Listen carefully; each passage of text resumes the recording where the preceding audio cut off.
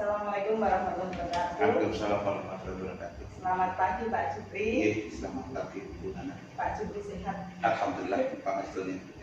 Pertama-tama saya ingin mengucapkan terima kasih alhamdulillah hari ini Pak Jupri bisa meluangkan waktu sehingga kita bisa bertemu, dan tentunya saya ingin belajar banyak sama Pak Jupri dan Pak Jupri terkait tentang tugas saya sebagai calon guru penggerak angkatan 9 di bagian modul 3.1 demonstrasi kontekstual terkait tentang pengambilan keputusan berbasis nilai kebijakan, terutama sebagai pemimpin. Nah, khususnya Pak Jupri yang sudah lama menjadi kepala sekolah dalam kurun waktu yang lumayan lama, tentunya memiliki pengalaman yang real, yang luar biasa.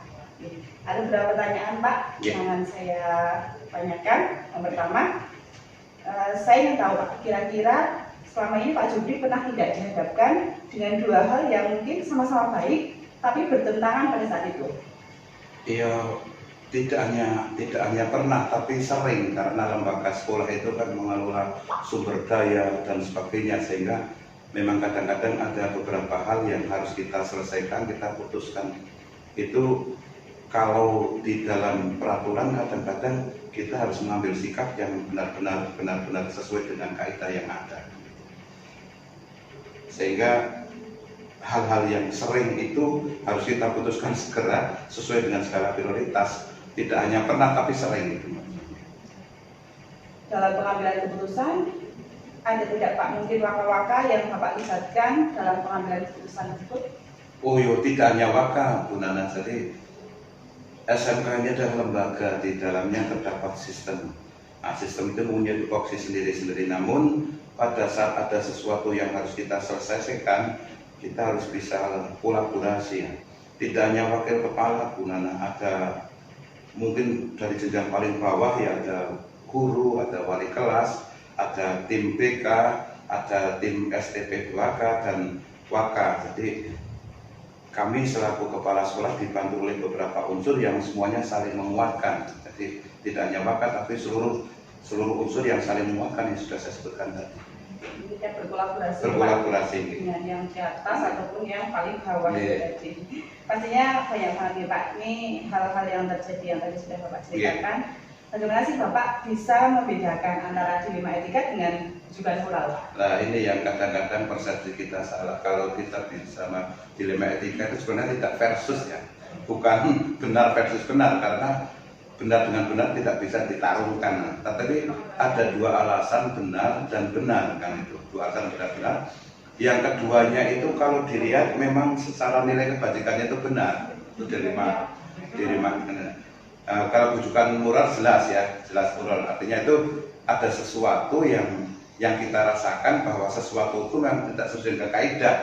Itu kalau itu agak sedikit ya penyelesaiannya ya tidak begitu rumit. Tapi kalau dilema etika ini kadang-kadang kita harus mempertimbangkan banyak hal karena anggapan kita misalnya dilema etika itu kan seakan-akan ada konotasi bahwa benar musuh benar kan. Padahal nggak begitu sebenarnya, tapi dua masalah yang esensinya itu kebenarannya itu nyata, nilai kebajikan, namun kadang-kadang skala prioritas atau aturan yang ada itu yang kita gunakan sebagai perusahaan. Apakah ada Pak langkah-langkah yang Bapak lakukan sehingga pada saat pengambilan keputusan Bapak yakin ini memang harus menjadi komitmen dan keputusan yang sudah harus diambil Pak? Oh ya harus ada langkah-langkah. Jadi dalam mengambil keputusan itu tidak tergesa-gesa, tidak berdasarkan emosi, tidak berdasarkan kepentingan sesaat, namun kita saring dulu. Jadi langkah-langkahnya misalnya masalah ya, entah itu masalah dilema etika maupun rujukan moral, itu yang pertama kan kita menerima informasi. Setelah kita menerima informasi itu identifikasi informasi itu. Jadi masalah itu kita identifikasi satu persatu, sumber, data, penguat, pendukung dan sebagainya. Kalau kita sudah tahu, kita identifikasi secara utuh, maka harus kita analisa gunanya. Jadi penting analisa itu supaya apa? Kita tahu jalur yang harus kita selesaikan terlebih dahulu. Kita analisa. Baru setelah dianalisa baru kita bersama-sama, kalau di dalam bahasanya itu bersintesa. Sintesa itu keputusan sesaat saat itu yang menjadi pertimbangan utama. Sehingga kalau memang sudah dianalisa, disintesa sedemikian rupa berdasarkan kolaborasi beserta masukan siapapun dibantu oleh teman-teman seperti yang saya sebutkan tadi, baru kita mengambil keputusan, dan keputusan itu kita ambil dengan prinsip mengambil resiko yang paling kecil kan itu, yang akibat negatifnya paling kecil itu langkah-langkahnya begitu. Jadi tidak serta merta harus ada masalah kita putuskan, enggak, tapi langkah-langkahnya tadi ada informasi masuk ya, baru kita identifikasi, kita analisa satu persatu, baru disintesa sejenak dengan tim, sehingga nanti saat kita bermusyawarah dengan tim itu keputusannya adalah benar-benar keputusan merupakan kolaboratif atau keputusan panel dari seluruh yang ada di SMK ini. Ya Pak, untuk tantangan lain Pak, apa saja yang mungkin Bapak pernah alami, yang mungkin siapa tahu nanti suatu saat saya bisa menjadi seperti Bapak, menjadi seorang pemimpin dan bisa menjadi pembelajaran buat saya. Oke ya. Tantangan sih jelas banyak sekali, apalagi kita lembaga kita itu walaupun maaf kami tidak pendistribusian kita ada di desa dan sebagainya, tapi kita sebagai SMK Pusat Keunggulan tentunya masalah banyak sekali, terutama dengan pelayanan pembelajaran kepada siswa. Ya, pelajaran berkan konsentrasi kita kan apapun yang terjadi di sekolah itu tujuan utama adalah melayani pembelajaran kepada peserta didik. Di dalam tantangan-tantangan ini memang banyak sekali Bu Nana. Jadi yang pertama adalah tadi ada sumber daya manusia. Tidak semua guru tenaga kependidikan itu bisa satu frekuensi dengan kita. Sehingga untuk menfrekuensikan yang datar yang sama itu adalah sesuatu yang harus kita kerjakan lebih penuh. Artinya memerlukan tenaga khusus, pemikiran khusus. Ini tantangan yang pertama, karena kita tahu sekolah kita termasuk sekolah yang besar, sehingga SDM sejumlah itu berfrekuensi yang sama ini adalah bukan mudah bagi kita. Jadi kalau dikatakan masalah, tetapi sebenarnya ini tantangan bagi kita. Yang kedua juga karena konsentrasi kita itu adalah pelayanan pembelajaran dengan SDM yang ada, dengan siswa yang sebegitu banyak, ini kaitannya juga adalah dengan sarana prasarana dari segala sisi lah, mulai dari sarana prasarana pembelajaran maupun pendukung lainnya. Jadi kita tidak mengeluh tidak, tapi bagaimana kita dengan SDM yang ada, dengan sarana yang ada, kita bisa mengoptimalkan. Pak, bagaimana cara kita mengetahui yang namanya pengambilan keputusan itu kan ada yang terkadang dihadapkan pada investing gitu ya, atau berpikir pada hasil akhir, kemudian ada juga best thinking atau berbasis peraturan, dan kemudian ada juga care, best thinking atau rasa peduli. Kemudian ada 3 prinsip yang tadi sudah saya sebutkan itu Pak, itu mana yang sering Bapak gunakan? Ya, memang ya tiga-tiganya itu mengarah kepada sebuah keputusan yang dirasa bisa diterima gitu. Tapi kita ingat Bu Nana, jadi kita ingat Bu Nana bahwa lembaga ini adalah mempunyai regulasi yang maaf bukan diatur ya, dikoridori oleh sebuah peraturan berbagai hal. Dalam skala ini ada peraturan itu. Nah, saat kita menghadapi sebuah kasus atau sebuah masalah, entah itu dari etika maupun rujukan moral, itu prinsip kita satu, yaitu keputusan yang kita ambil itu harus resiko negatifnya paling kecil. Nah, sehingga kalau ada 3 prinsip tadi, jadi end-based learning itu berakhir dengan kebaikan, artinya apa? Ini sebenarnya adalah keputusan yang kita ambil itu adalah keputusan yang mementingkan orang banyak. Artinya berbagai pihak terfasilitasi kan itu. Yang kedua itu tadi mengatakan bahwa rule aturan tadi. Aturan itu penerjemahannya kan berbeda-beda. Maka dari itu aturan sih yes kita pakai. Namun demikian tadi saya katakan kalau aturan itu dilaksanakan dengan sesuai dengan koridor kita, tentu baik-baik. Tapi yang saya khawatirkan pemahaman kita terhadap peraturan itu adalah belum sesuai dengan yang lega. Yang terakhir adalah rasa kemanusiaan. Nah, ini kalau ini menjadi tolak ukur ke depan, jangan-jangan atas dasar kemanusiaan terus kita melanggar aturan kan itu. Ya, sehingga kalau saya yang sering saya pakai adalah yang pertama. Jadi yang pertama itu adalah keputusan yang kita ambil itu bermanfaat bagi berbagai pihak tanpa melanggar aturan yang ada. Jadi yang N ini yang paling penting, karena di situ ada kata-kata mengatakan bahwa keputusan yang kita ambil itu adalah berpihak kepada banyak pihak. Bermanfaat. Pernah tidak Bapak dihadapkan pada kasus seperti lebih ke tujuan moral, tapi terkadang secara peraturan ini salah, tapi memang dengan kondisi yang ada di sekolah kita harus mendapatkan hak itu, Pak? Ya berulang kali ya Bu, berulang kali, terutama dalam pelayanan siswa ya. Ini kadang-kadang pelayanan siswa itu bujukan moral yang jelas, contohnya aja lah. Contohnya bujukan moral itu jelas. Lembaga sekolah punya aturan, punya koridor, punya kesepahaman bersama yang katanya menurut peraturan tata tertib dan sebagainya. Nah, kita tahu bahwa seseorang siswa atau peserta didik kadang-kadang atas dasar kita tidak diketahui awalnya, ternyata dengan berbagai hal mereka terpaksa sudah mendapatkan sesuatu yang sesuai dengan kesepahaman mereka, itu sudah melebihi dari ambang batas yang kita pikirkan. Ini kan jelas otomatis kan kita juga tidak mau, misalnya dalam arti sekolahan kan punya aturan terus bagaimana dilanggar dan sebagainya. Namun dari sisi si pelaku, orang tua atau masyarakat itu kadang-kadang nggak mau tahu. Jadi bilang yang penting lah itu kata-kata seperti itu. Nah, hal-hal seperti itu yang kita baik menjalankan aturan, mereka jelas melanggar aturan, tapi mereka ya itu saja bujukan moral itu jelas itu sudah tahu kalau itu tidak betul, tidak baik, tapi dia masih memaksakan untuk tetap ada di sini. Itu kan dilema bagi kita. Luar biasa sekali Pak Jupri, saya belajar banyak. Jadi walaupun mungkin saya belum menjadi seorang pemimpin, tapi saya sudah merasakan bagaimana tadi dilema etika yang Bapak rasakan. Mungkin nantinya insya Allah akan jadi pembelajaran yang lebih untuk saya. Saya juga belajar banyak sekali tentang Bapak, walaupun kesempatannya tidak lama nih Pak untuk wawancara ini. Terima kasih Bapak atas waktunya, luar biasa, mudah-mudahan bisa menjadi masukan untuk saya untuk lebih baik ke depannya. Dan Pak Jupri, terima kasih, saya mohon pamit dulu, mohon maaf sudah mengganggu waktu istirahat Bapak. Assalamualaikum warahmatullahi wabarakatuh.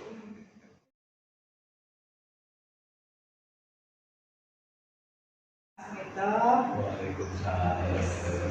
Selamat sore Pak. Selamat sore juga.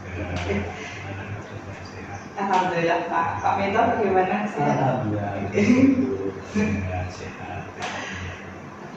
Alhamdulillah, pertama-tama saya mengucapkan terima kasih kepada Pak Suminto. Pak Suminto sudah meluangkan waktu untuk saya sekedar bertanya-tanya, bahasanya mewawancarai untuk tugas saya ya. Pak, untuk tugas background saya 3.1 tentang keputusan berbasis nilai-nilai kebajikan. Pak, ada beberapa pertanyaan yang ingin saya tanyakan Pak. Yang pertama, saya ingin tahu Pak, selama ini Bapak itu pernah tidak dihadapkan pada dua hal yang sama-sama baik tapi bertentangan? Sering. Jadi kalau praktek sehari-hari ya, di sekolah itu sering bertentangan seperti itu. Nah, dengan teman dan semuanya ini baik, tapi tentunya harus kita hadapi semua. Kira-kira Pak ini dalam pengambilan keputusan, apakah Bapak mungkin memiliki siapa yang kira-kira Bapak libatkan dalam pengambilan keputusan? Wakil atau apa? Ya, kami cerita dari saya kemarin 3 sekolah yang berbahas misi depan. Sekolah itu di sana saya kalau sekolah baru dan permasalahan itu muncul. Namun waktu itu kami memang memiliki waktu sekolah yang kami ajak diskusi bersama seperti apa. Kemudian di SMP 2 Mojokerto saya juga punya wakil kepala sekolah yang dia capable dengan saya, dia paham dengan saya sebagainya. Kemudian bahkan pola pikir saya sudah ditebak oleh saya sendiri. Itu sehingga apapun, ada permasalahan apapun yang kami bicarakan sama-sama, kemudian kalau itu menurut saya itu baik, saya pakai. Kalau itu pendapatnya kok mungkin kurang, saya punya alternatif lain, ya saya menggunakan saya seperti itu. Sekarang ya di SMP 2 pun kami juga ada tim yang saya percaya, termasuk ada kepala sekolah, dan di situ kalau ada permasalahan yang seperti tadi itu kita kira-kira solusinya seperti apa. Kolaborasi ya Pak? Iya, gitu. Kalau enggak itu kita sendiri yang Bagaimana sih Pak cara Bapak bisa membedakan antara dilema etika dan tujuan moral? Ya, itu memang prosesnya agak juga ya Mbak. Artinya kan hal seperti itu memang kita harus cermati lebih dalam. Apakah itu tujuan moral, dilema etika, itu memang harus kita runut masalah itu. Jadi jangan sampai kita mungkin sekilas itu tujuan moral, tapi ternyata itu dilema etika. Jadi kita harus betul-betul tidak kusuk-kusuk, ya. Jadi kita pikirkan dulu, kita cari tahu akar permasalahan seperti apa, setelah itu baru kita berikan solusi. Ketika dalam pengambilan keputusan, apakah Bapak langsung spontan atau harus mungkin mencari tempat yang sepi kemudian menyendiri gitu Pak? Saya tidak langsung, Pak. Jadi ada masalah. Saya mencoba kemana ada masalah dua teman saya yang sama-sama teman yang bagi saya itu adalah yang membantu saya semua. Dia punya pendapat A, ini pendapatnya B. Semuanya baik, semuanya dengan remaja sekolah. Namun kalau ini karena berbenturan begitu berbeda, ini adalah orangnya keras, ini juga sama. Nah, hal seperti itu kan menjadi permasalahan. Nah, itu dibawakan di forum. Saya tidak langsung jawab, tapi akan saya jawab nanti. Nah, akan jawab saya. Nah, di situ saya coba untuk mengenai apa sih permasalahan sebenarnya. Itu ada di balik batu dan sebagainya. Ya, apakah langkah-langkah yang Bapak lakukan untuk pengambilan keputusan? Ya. Baik. Langkah awal saya setelah ada masalah, maka di situ kita harus kaji. Kita kaji dulu. Kita kaji lebih dalam dan setiap keputusan itu saya koordinasi dengan teman-teman. Nanti karena di Indonesia ada dua sekolah, ada yang di Serabu itu dan saya semuanya. Untuk masalah itu saya minta pendapatnya ini, kemudian dari situ kita cari sisi yang negatifnya lebih kecil. Karena resikonya yang lebih kecil. Karena setiap keputusan pasti akan berefek. Nah, kita cari efeknya itu yang lebih kecil dari sekian solusi-solusi dari teman-teman ujian solusi dan sebagainya seperti itu. Nah, jadi kita tidak sekaligus, tapi kita baru kemudian kita lakukan step by step untuk misalkan. Jadi mungkin lebih ke melihat kasusnya dulu, lebih kasusnya yang berbeda gitu. Iya. Lakukan step by step supaya hasil akhirnya itu bisa yang terbaik. Jadi gampang gitu Ya, yang berjuang. Ini jadi tantangan sendiri buat Bapak yang memang sudah lama sekali menjadi kepala sekolah di banyak sekolah, sekolah besar. Tantangannya memang banyak. Sekarang lebih besar, Pak. Semakin banyak guru, semakin banyak teman, itu permasalahan semakin banyak. Waktu saya sekolah di sekolah kecil, di sekolah itu hampir permasalahan tidak masuk. Ya, di SMP 2 sekolah besar itu ada masalah, bisa kita selesaikan. Nah sekarang, saya baru di SMP 2 ini belum bisa lebih banyak masalah. Terlihat sekarang masalahnya umur di dan sebagainya. Jadi banyak pengalaman Ya. pengalaman yang real sudah didapatkan. Nah, bagaimana Bapak mengetahui namanya pengambilan keputusan itu kan terkadang ada yang berbasis berpikir ya, berbasis hasil akhir. Kemudian ada juga yang rule based thinking atau peraturan yang terus. Kemudian ada juga care based thinking atau lebih ke rasa peduli. Selama ini yang Bapak sering gunakan itu yang mana? Saya lebih baik ini, kita kembalikan ke aturan. Jadi kalau misalkan ada permasalahan itu aturan jelas ya kita kembalikan ke sana.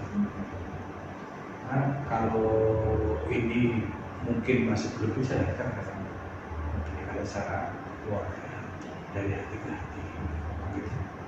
Jadi karena setiap masalah setiap orang itu beda-beda dalam kita menyelesaikan permasalahan. Mungkin dia dengan hati ke hati enggak ternyata bisa, tapi harus dengan tuntutan ini loh aturan. Ada juga yang aturan tuntutan dia tidak mau. Jadi dari ketiga tadi kita bisa gunakan secara bergantian atau mungkin berpadu. Ya, hasilnya itu sesuai dengan. Berarti lebih ke komitmen itu ya Pak, apapun terjadi ataupun seandainya nanti ada kesalahan, nah itu berarti harus dievaluasi itu terus kali Pak. Iya. Kemudian Pak, adakah tips dan trik ini untuk menghadapi dilema etika? Siapa tahu nanti saya berkesempatan untuk bisa seperti Bapak menjadi seorang pemimpin. Apa Pak kira-kira Pak? Yang penting satu tidak bersatu. Satu tidak bersatu. Ada permasalahan dengan kepala dingin. Sampai nanti ada tapi kita berusaha untuk kita turunkan tensi teman-teman itu, kemudian setelah itu baru kita cari masalahnya, masalah yang sudah dimiliki, kemudian kita komunikasi ada beberapa orang karena kadang keputusan satu orang itu ya itu belum tentu tepat, ya. Mungkin benar tapi belum tentu tepat, maka butuhkan kita harus saatnya seperti itu bagaimana.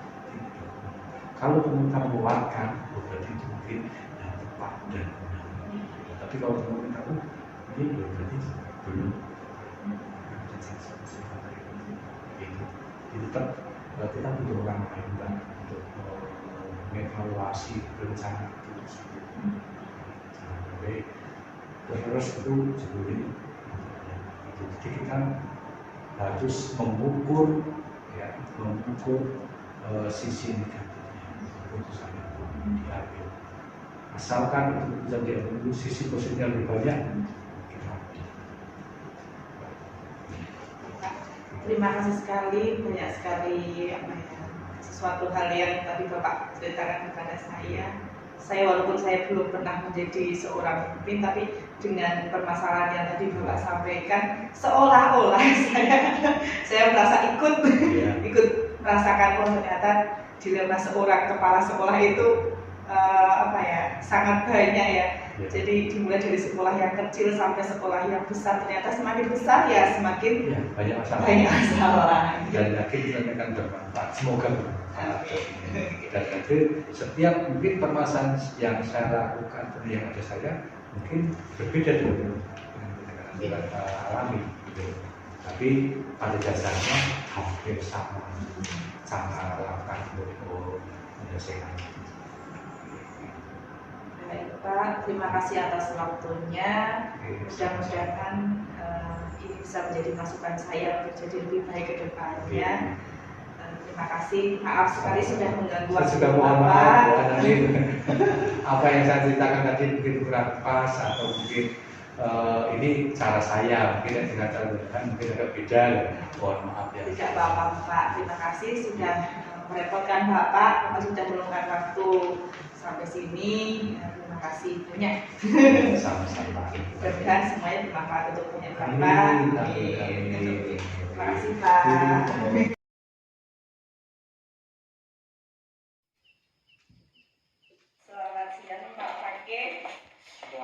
Ya. Ya. Alhamdulillah. Oke, sehat Pak. Oke. Alhamdulillah.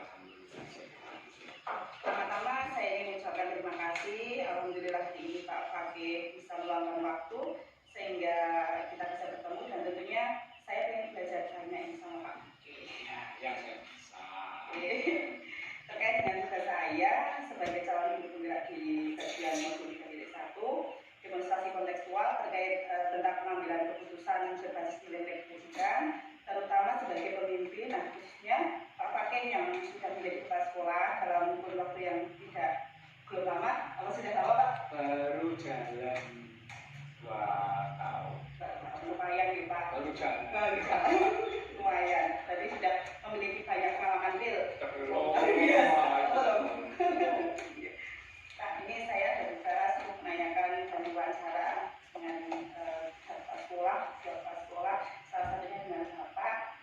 Untuk pertanyaannya, yang pertama, saya ingin tahu Pak, kira-kira selama ini Bapak itu pernah dihadapkan dengan dua hal yang mungkin sama-sama baik, tetapi saling bertentangan pada saat itu? Ya, karena sebuah sekolah kan itu punya masalah. Karena kita yang kita pasti banyak. Nah, dan kita sekarang sudah ada 10 guru. Kita punya murid 75. Artinya potensi yang seperti itu. Nah, ketika kita ada suatu kasus, suatu masalah di mana ada dua sama-sama baik tapi bertentangan, kita harus bisa memilih dan memilah mana yang terbaik buat sekolah. Nah, dalam pengambilan keputusan Bapak itu mungkin ada pihak-pihak terkait yang dilibatkan dalam pengambilan keputusan? Tentu. Jadi permasalahan yang ada itu karena kita memakai yang besar itu akan berarti artinya satu masalah yang kita hadapi di SD ini tak lepas dari banyak pihak, baik itu siswanya, gurunya maupun wali murid kalau masuk mereka. Nah itu tentu banyak yang kita libatkan di sini. Guru-guru pasti terlibat. Guru senior ada Pak Mario juga pasti kita libatkan sebagai yang lebih tua, lebih banyak kesadarannya ketika ada satu masalah. Komite juga? Komite ya, termasuk kita punya grup pemerhati yang memang tempat kita untuk bercurah pendapat. Ini kolaborasi kita dari berbagai macam pihak. Karena tidak boleh kita egois, nggak boleh, nggak bisa. Punya sekolah, punya masyarakat harus hati-hati. Kalau nggak melibatkan ketika mereka akan cenderung ditinggalkan, ya mungkin mereka juga akan meninggalkan kita. Tapi yang ini baru muncul itu yang baru kemarin masuk itu dong lapangannya itu mau dipakai lapangan bola bola. Padahal sesuai dengan kesepakatan yang tahun lalu setelah itu baru jadi. Itu berpotensi kalau dipakai buat voli itu nanti gedungnya akan rusak. Tapi ternyata jadi yang kaum muda karena memang tidak ada lahan yang lain yang strategis selain di halaman SD ya kita sementara lagi diskusi lagi. Kita diskusikan harapannya nanti ada keputusan yang terbaik dari sekolah dan dari warga sekitar. Ya, jadi semua yang ada harus dilakukan. Nah, bagaimana sih Pak cara untuk membedakan ini Pak antara dilema etika dan rujukan moral menurut saya? Ya namanya dilema etika yang saya tahu itu kan dua-duanya mengandung unsur kebajikan. Jadi hanya kita mana yang mau dipilih yang mana, tapi dua-duanya nggak ada yang salah. Cuma mana yang kita ambil itu kalau begitu. Kan itu kan rayuan berarti ya jelas itu disebut ada unsur-unsur benar dan salah, baik dan tidak baik, bijak dan tidak bijak. Dan itu pasti negatif kalau sudah rujukan moral. Ya yang selama ini saya kasih, insya Allah saya juga akan dikasih, tidak akan jadi tegak lurus. Ya betul. Ya, ya harapannya kita akan berjalan yang seperti adakah Pak langkah-langkah yang Bapak lakukan sehingga pada saat pengambilan keputusan Bapak yakin dan ini memang harus jadi komitmen dari perusahaan yang sudah Bapak ambil? Jadi ketika suatu kasus muncul, ya kita langkah-langkahnya harus punya langkah, harus diskusi, nggak berpihak, nggak cukup dengan seorang pelaku, dan kita libatkan semua. Jadi kembali ke kasusnya dulu, apakah ini perlu didiskusikan atau cukup diiyakan atau tidak oleh kepala sekolah. Kalau saya sudah yakin ya, nah kita nggak diskusi. Iya, ya karena banyak permasalahan juga yang harus segera dieksekusi, nggak boleh ditunda-tunda, menunggu lama. Ya, karena ketika kita diskusi dengan pihak orang maka otomatis ada memiliki. Sementara hal itu harus segera diputuskan. Tapi kalau hal itu meriskan ataupun ini terlalu banyak resiko, yang kita diskusi bermusyawarah betul-betul yang terbaik. Jadi Bapak di sini lebih ke memperjuangkan keadilan Ya. banyak kasus gitu. Jadi ini mungkin jadi tantangan sendiri buat Pak Fakih selama menjadi kepala sekolah.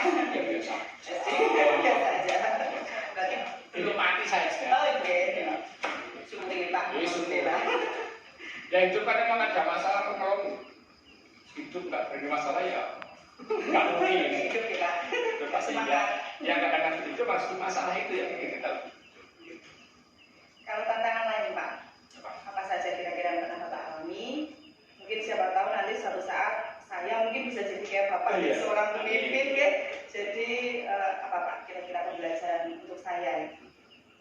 Kadang memang kita ada sesuatu yang betul dilematis banget. Jadi saya kadang juga rumah merenung, jadi merenung merefleksi ini apa yang harus saya ambil. Kalau seperti ini, nah itu yang kita membutuhkan apa ya, semacam ketenangan. Jadi kalau belum yakin bahwa itu menghasilkan kebaikan, itu yang terbaik, jangan fokus dulu. Momentum di mana kita yakin bahwa sesuatu yang akan kita proses itu yang terbaik buat bersama. Walaupun tidak mungkin memaksa semua orang, tidak bisa.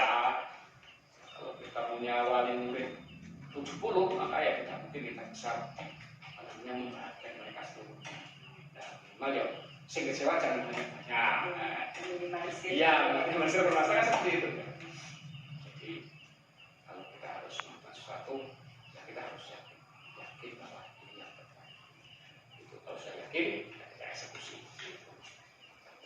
Kalau ternyata gagal, di dalam setelah menunggu ternyata banyak yang muncul, ya kita evaluasi.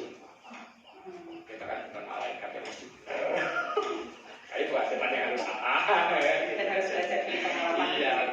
Evaluasi. Kalau diperlukan ya kita boleh misalnya kalau sekalian itu pulang kesukaan KS senior, saya juga kadang-kadang kalau pelik itu ya sama sharing dengan kepala sekolah dengan teman-teman. Kali dia punya solusi yang Banyak masukan gitu, harus bisa menerima setiap masukan yang Belum, diberikan. Banyak kurang. Jadi Pak santrinya yang kayak harus menerima, kita harus menerima. Sangat berat nih Pak menjadi seorang kepala sekolah. Ya berat-berat ini. Ya Pak, Iya. sebagaimana yang kita ketahui ya Pak, yang namanya pengambilan keputusan itu ada yang terkadang dihadapkan seperti endless learning, thinking ya, atau berpikir berbasis hasil akhir, kemudian ada rule based thinking atau berbasis peraturan, dan ada juga care based thinking atau lebih ke rasa peduli. Kemudian dari tiga prinsip ini mana yang sering Bapak gunakan? Mana ya? Ya kadang-kadang bisa ketiganya sering pakai sih. Karena ketika muncul masalah itu nanti muncul juga mana yang mau kita pakai.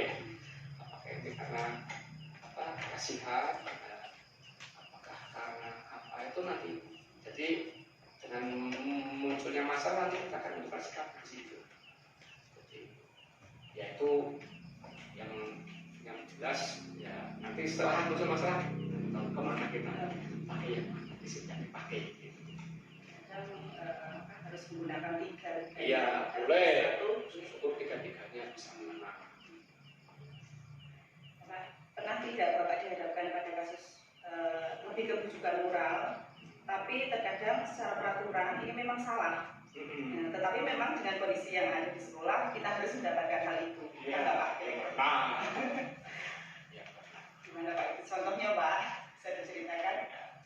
kadang di sini itu yang keputusan yang memang sampai sekarang belum kita ubah itu. Wah, luar biasa sekali Pak Fakih. Saya belajar banyak dari Pak Fakih. Ya, jadi walaupun mungkin Pak Fakih baru jadi pemimpin atau kepala sekolah selama 2 tahun ini di lingkup sekolah SD yang sudah sebesar ini, ya, saya merasakan bagaimana dilema etika yang sudah Bapak ceritakan tadi. Dan semoga nantinya ini saya bisa menjadi pembelajaran buat saya pribadi untuk jadi yang lebih baik lagi ke depannya. Terima kasih atas waktunya, Bapak. Ya, yang saya sampaikan itu juga dari saya. Jadi saya lebih paham. Ya, silakan yang menurut pandangan baik. Kalau sekiranya nggak perlu ya fisik saja. Mohon maaf Pak sudah menunggu Bapak. Iya betul. Kalau begitu saya pamit dulu. Assalamualaikum warahmatullahi wabarakatuh. Waalaikumsalam warahmatullahi wabarakatuh.